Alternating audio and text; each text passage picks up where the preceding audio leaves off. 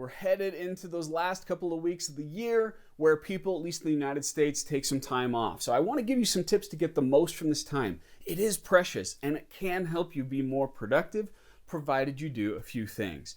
First, protect the time. Focus on refreshment.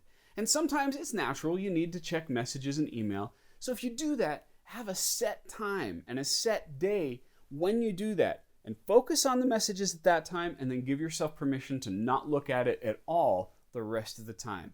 Second, carry a notepad with you. Whether it's digital or paper, it doesn't matter. It's very natural that when you relax and take time off, you have brilliant ideas pop into your head related to work. So capture those ideas and then review them after the break is over. And then the last one, this is a little different.